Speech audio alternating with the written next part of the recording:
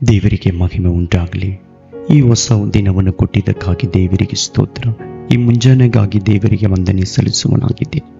ಮಾರ್ಕನ ಸುವಾರ್ತೆ 1ನೇ ಅಧ್ಯಾಯ 40ನೇ ವಾಕ್ಯ. ಒಬ್ಬ ಕುಷ್ಠರೋಗಿಯು ಯೇಸುವಿನ ಬಳಿಗೆ ಬಂದು ಆತನ ಮುಂದೆ ಮೊಣಕಾಲಿ ಊರಿಕೊಂಡು, ನಿನಗೆ ಮನಸ್ಸಿದ್ದರೆ ನನ್ನನ್ನು ಶುದ್ಧ ಮಾಡಬಲ್ಲೆ ಎಂದು ಬೇಡಿಕೊಳ್ಳಲು, ಆತನು ಕನಿಕರಪಟ್ಟು ಕೈ ನೀಡಿ ಅವನನ್ನು ಮುಟ್ಟಿ, ನನಗೆ ಮನಸ್ಸುಂಟು, ಶುದ್ಧವಾಗು ಅಂದನು. ಪ್ರೀತಿಯುಳ್ಳ ಜನರೇ, ಈ ದಿನದಲ್ಲಿ ಕೂಡ ಒಬ್ಬ ಕುಷ್ಠರೋಗಿ ಬಗ್ಗೆ ಈ ಜಾಗದಲ್ಲಿ ನೋಡ್ತಾ ಇದ್ದೀವಿ.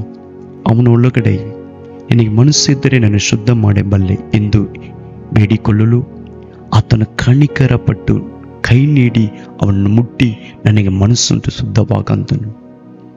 ನೋಡಿ, ಆ ಕುಷ್ಠರೋಗಿಯೊಳಗಡೆ ದೇವರು ಒಂದು ಬಿಡುಗಡೆಯು, ನನಗೆ ಮನಸ್ಸುಂಟು, ನೀನು ಶುದ್ಧನಾಗು ಎಂದು ಹೇಳಿದನು. ಹೇಳಿದ ಕೂಡಲೇ ನೋಡಿ 44ನೇ ವಾಕ್ಯ ನೋಡ್ತಾ ಇದ್ದೀವಿ. ಕೂಡಲೇ ಅವನ ಕುಷ್ಠವು ಹೋಗಿ ಅವನ ಶುದ್ಧನಾದನು. ನೋಡ್ರಿ, ಇವತ್ತು ನಿಮ್ಮೊಳಗಡೆ ಯಾವ ರೋಗಗಳು ಇದ್ದರನ್ನು ಸರಿ, ಯಾವ ಬಂಧನಗಳಿಂದ ಕಟ್ಟಲ್ಪಟ್ಟಿದ್ದರನ್ನು ಸರಿ, ಕುಷ್ಠರೋಗಿಯನ್ನು ಗುಣ ಮಾಡಿದ ದೇವರು ನಿಮ್ಮನ್ನು ಗುಣಪಡಿಸಲು ಆತನ ಶಕ್ತನಾಗಿದ್ದಾನೆ. ನಿಮಗೆ ಬಿಡುಗಡೆ ಕೊಡಲು ಆತನ ಶಕ್ತನಾಗಿದ್ದಾನೆ. ಆತನ ಗಾಯಗಳಿಂದ ನೀನು ಸೌಖ್ಯವಾಗ್ತವೆ. ನೋಡಿ, ಕೂಡಲೇ ಯೇಸು ಸ್ವಾಮಿ ಆ ಕುಷ್ಠರೋಗಿಯನ್ನು ಮುಟ್ಟಿ ಬಿಡುಗಡೆಯು, ಆರೋಗ್ಯವನ್ನು, ಒಳ್ಳೆಯ ಬಲವನ್ನು, ಒಳ್ಳೆಯ ಆರೋಗ್ಯವನ್ನು ಕೊಟ್ಟು ದೇವರ ಆಶೀರ್ವದಿಸಿದರು. ಅದೇ ರೀತಿಯಲ್ಲೂ ಕೂಡ ಇವತ್ತು ಯಾವ ರೋಗದಲ್ಲಿ ಬಿದ್ದಿದ್ದೀರಾ, ಯಾವ ಬಂಧನದಲ್ಲಿ ಕಟ್ಟಲ್ಪಟ್ಟಿದ್ದೀರಾ, ಯಾವ ಬೆಳಗಿನೆತ್ತಿಯಲ್ಲಿ ಇದ್ದೀರಾ, ಅಯ್ಯೋ ನನಗೆ ಯಾರಾದರೂ ಬಿಡುಗಡೆ ಕೊಡ್ತಾರಾ? ಬಿಡುಗಡೆ ಕೊಡೋಕ್ಕಾಗಲ್ವಾ?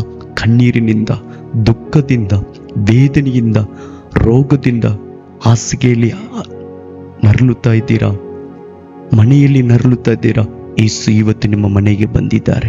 ಯೇಸುವೇ ಅಂತ ನೀವು ಕರೆಯುವಾಗ, ಯೇಸುವೇ ಅಂತ ನೀವು ಕೂಗುವಾಗ ನಿಮ್ಮನ್ನು ಮುಟ್ಟುವ ದೇವರಾಗಿದ್ದಾನೆ.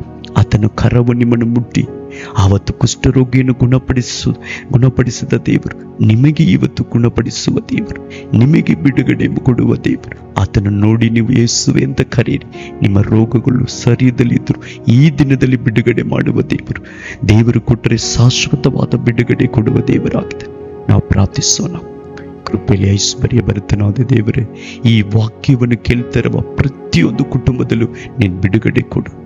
ರೋಗದಿಂದ ಬಿಡುಗಡೆ, ಬಂಧನದಿಂದ ಬಿಡುಗಡೆ ಅಪ್ಪ, ಯೇಸು ಕ್ರಿಸ್ತನ ನಾಮದಲ್ಲಿ ಪಾಪ ಬಂಧನದಿಂದ ಬಿಡುಗಡೆ, ರೋಗದ ಬಂಧನಗಳು ಬಿಚ್ಚಲ್ಪಡಲಿ. ಈವಾಗಲೇ ನಿನ್ನ ಹಸ್ತವು ಚಾಚಲ್ಪಡಲಿ ಅಂತ ಪ್ರಾರ್ಥಿಸ್ತದೆ. ಒಂದು ಬಿಡುಗಡೆಯ ಆಶೀರ್ವಾದ ಉಂಟಾಗಲಿ. ಅವ್ರ ಕಣ್ಣೀರನ್ನು ಒರೆಸು ಸ್ವಾಮಿ, ಯೇಸು ಕ್ರಿಸ್ತನ ರಕ್ತದಲ್ಲಿ ಒಪ್ಪಿಸಿ ಪ್ರಾರ್ಥಿಸ್ತಾ ಇದ್ದೀವಿ ಪರಲೋಕದ ತಂದೆಯೇ.